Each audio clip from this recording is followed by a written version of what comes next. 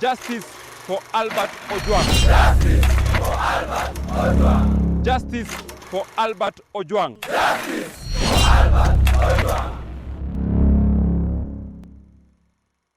Justice for Albert Ojwang.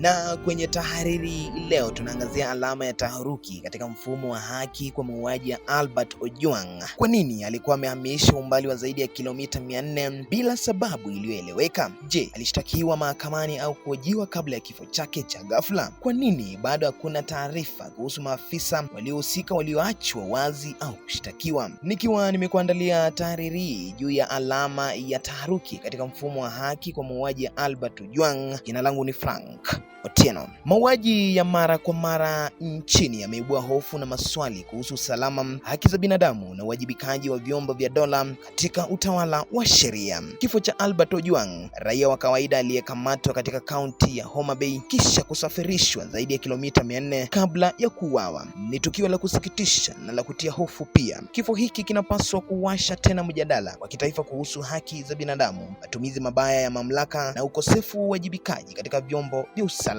Kwa nini mtu aliyekamatwa bila silaha ambaye hakuwa na rekodi ya vurugu asafirishwe kwa umbali mrefu namna hii bila sababu ya wazi? Ni nani aliamuru safari hii ya ajabu? Na zaidi ya yote hayo, kwa nini hakurudishwa akiwa hai? Maswali haya yanazidi kuzua hisia kali miongoni mwa wananchi ambao kwa muda mrefu wamekuwa wakilalamikia ukiukaji wa haki za kibinadamu na ufanywa kimya kimya. Hili sio tukio la kwanza, lakini linapaswa kuwa la mwisho. Kama taifa linalojiita lenye misingi ya sheria, hatuwezi kuendelea kufumbia macho visa vya watu kutoweka au kuuawa miongoni mwa wale waliopewa jukumu la kuwalinda. Haki ya kuishi ni ya msingi, na inapokanyagwa kwa namna hii, kila Mkenya huwa katika hatari. Tunazitaka mamlaka husika, hasa idara ya polisi, IPOA na tume ya haki za kibinadamu kuchunguza kwa kina na kwa haraka kifo hiki. Wale wote waliohusika lazima wawajibishwe bila kuficha au kupendelea. Familia ya Ojwang inastahili majibu na Wakenya wanastahili uhakikisho kuwa haki bado ipo nchini. Vifo visivyoelezeka kama hiki havipaswi kuwa jambo la kawaida. Sauti ya haki haipaswi kunyamazishwa kwa risasi au safari zisizo na mwelekeo. Tunapaswa kusema imedhubutu, imetosha, imedhubutu, imetosha. Ni wakati sasa serikali ichukue hatua dhabiti, iwajibishe wahusika na kuhakikisha maisha ya kila Mkenya yanaheshimiwa kwa kina, kwani haki na usalama ni haki kwa wote. Na hapo ndipo natia komo kwenye tahariri yetu ya leo. Alama ya taharuki katika mfumo wa haki kwa mauaji ya Albert Ojwang. Imekuwa ni siku teule, siku ya mduara. Jina langu ni Frank Otieno.